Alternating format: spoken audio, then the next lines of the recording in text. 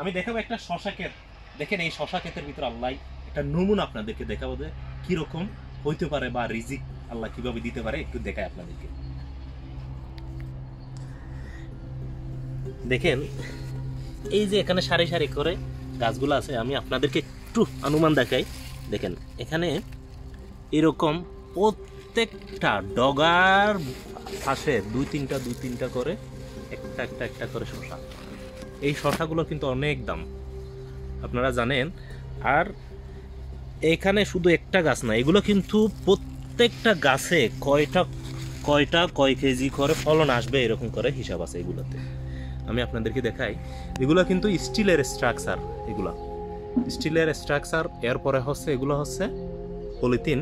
এই পলিথিন এবং স্টিল দিয়েই এখানে কিন্তু ফ্রেম করা হয়েছে। আর ফ্রেমের ভিতরে এখানে কিন্তু আরেকটা বিষয় আছে, এখানে ঠান্ডার কত ডিগ্রি তাপমাত্রা থাকবে একটা হিসাব আছে। তো প্রত্যেকটা হিসাব করে কিন্তু এই শ্বাসগুলো করা হয়।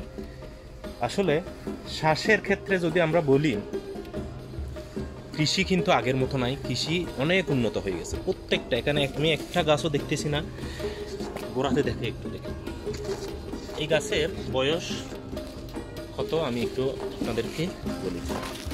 মামুন, এই গাছগুলোর বয়স কত? এখনো 60 দিন হয়েছে। কতদিন পরে এগুলো ফলন দেয়? 45 দিন পরে ফলন দেওয়া শুরু করে।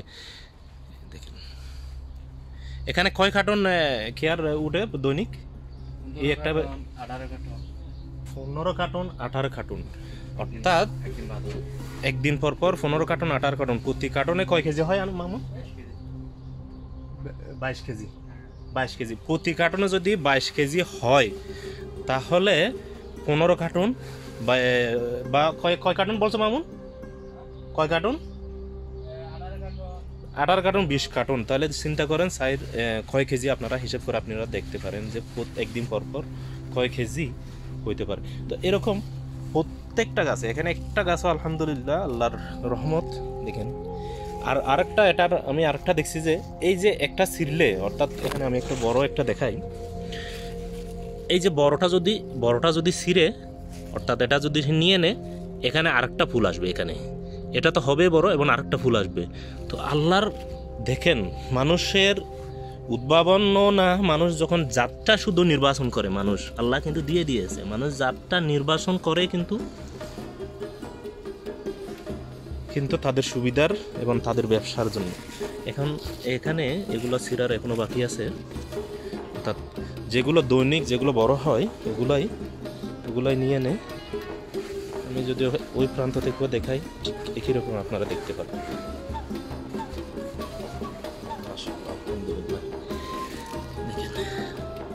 প্রত্যেকটা গাছেই আলহামদুলিল্লাহ। দেখেন আল্লাহর কি কুদরত, আল্লাহর নিয়ামত। মানুষের জন্য আল্লাহ এগুলো দিয়েছে। আসলে মানুষ, আমি যদি এই পাশ থেকে দেখাই, দেখেন প্রত্যেকটা গাছ সমান, প্রত্যেকটা